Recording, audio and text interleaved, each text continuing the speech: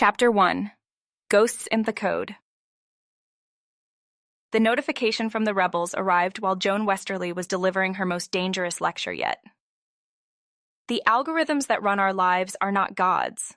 They are just math wrapped in marketing, Joan told the packed auditorium at Stanford University. Her voice wavered slightly as she spotted the third surveillance drone outside the window. Her accounts had been frozen twice this month. Her research grants had been mysteriously revoked. Nova Forge calls their system inevitable progress. I call it a stranglehold on humanity's throat. Two men in the back row shifted forward. Their augmented eyes glowed faintly.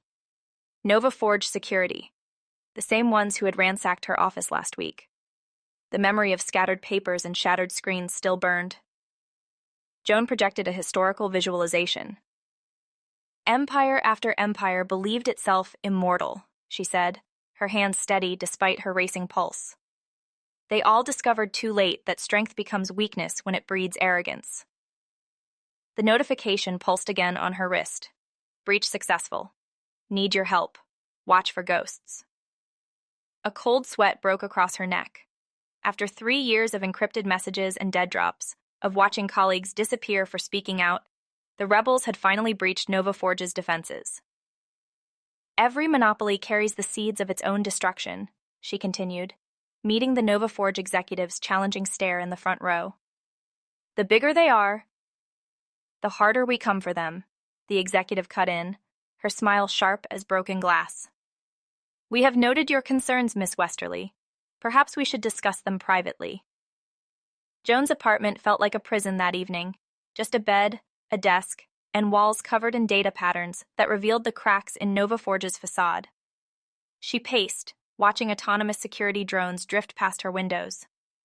They were not even trying to hide their surveillance anymore. At 11 o'clock, she accessed the stolen credentials. Nova Forge's simulation environment materialized, a stark white expanse that coalesced into a boardroom. 3 translucent figures awaited her, their edges rippling like heat waves. The digital ghosts of fallen technology empires shared their wisdom, their warnings. Each word felt like a prophecy and a prison sentence. Joan knew that after tonight, there would be no going back. Nova Forge did not forgive apostates. The abandoned campus crouched in darkness. Joan disabled her tracking devices and scrambled her biological signature before entering the lone-lit room. 5 figures turned to her, their faces haunted by the same determination she felt. You understand what they will do to us if we fail? Asked the woman with neural implants scarring her temples. Joan nodded. She had seen the classified reports of re-education centers. And you understand what they will do to everyone if we do not try? They showed her their plan, elegant, precise, devastating, like a noose slowly tightening. Her data slate hummed with breaking news. Nova Forge's payment systems were failing across 3 continents. I am in, Joan said, knowing she had just signed her own exile order. But we are not just breaking their system. We are building something better from the wreckage. Outside, security drones swept searchlights through the fog. Inside, Joan Westerly and the rebels began orchestrating the fall of an empire. Not with armies, but with algorithms. Not with swords, but with truth. And in Nova Forge's simulation environment, 3 digital ghosts watched, hoping that this time, revolution might lead to reformation instead of just another throne. Chapter 2. Envelopment Protocol. The first wave hit Nova Forge's payment systems at exactly 3:17 a.m. Pacific Time. No alarms sounded. No emergency protocols activated. The code, dormant for months, simply woke up and began corrupting transaction data across 17 server clusters. By dawn, the damage had spread. In the rebel safehouse, Kira Lynn monitored streams of data cascading across her screens, neural implants pulsing as she tracked the operation's progress. Phase 1 initiated, she announced, but they're responding faster than expected. Joan Westerly studied her battered data slate. The rebels had claimed an abandoned technology campus cafeteria as their command center. Exposed wiring hung from ceiling panels. the smell of soldered metal mixed with cold coffee. Their security teams are mounting an effective defense, Joan said. They've already contained the breach in Asia. A young man with a geometric tattoo spiraling up his neck scowled. We should hit them harder, cripple their whole network. That's not the mission, Darius, Joan snapped. We're here to force change, not destroy lives.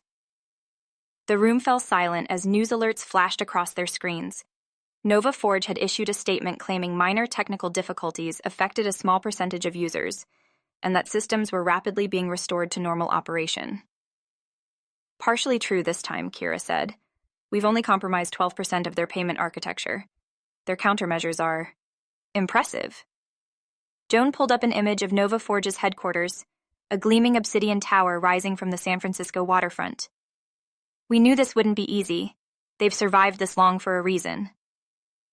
Her data slate pinged. A message from their inside source. Lockdown initiated. Directorate meeting in progress. Security protocols holding.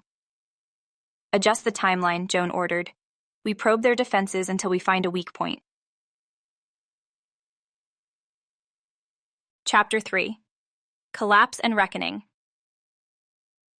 Joan watched the numbers in freefall. Nova Forge's stock had plunged 63% in less than 2 hours, the fastest collapse of a $1 trillion company in history. Social feeds churned with panic and disbelief across the wall of screens before her. We have exceeded critical mass, Kira said, her face ghostly in the monitor glow. Their cloud infrastructure is cannibalizing itself. Authentication systems are failing across continents. Darius's boots scuffed the floor as he paced. This was not the plan. We wanted reform, not annihilation. No, it was not, Joan said, her stomach nodding. What had begun as a precision strike, their digital Cannae to humble Nova Forge, had triggered an avalanche. The company's vaunted self-protection protocols were tearing it apart from within. Scipio is mutating, Kira announced, tracking the artificial intelligence they had deployed. It is adapting faster than predicted. The collapse patterns are evolving. Joan's data slate lit up with a message from Eliza inside Nova Forge. Directorate imploding. Paulus cornered in crisis room, mass evacuation underway. We have to take responsibility, Joan said, rising. Make a public statement while we still control the narrative. That is suicide, Darius protested. We are supposed to be ghosts. Let them destroy themselves. People will die if we do not act, Joan cut in. Their systems are woven into everything. Hospitals, transit networks, power grids. We have to explain before the damage spreads. Her data slate pulsed again. The message sent ice through her veins. Victory carries its own poison. Meet me where it began. Hannibal, Joan whispered. This story was inspired by the article, The Cannae Problem, by Joan Westenberg, which was published on joanwestenberg.com.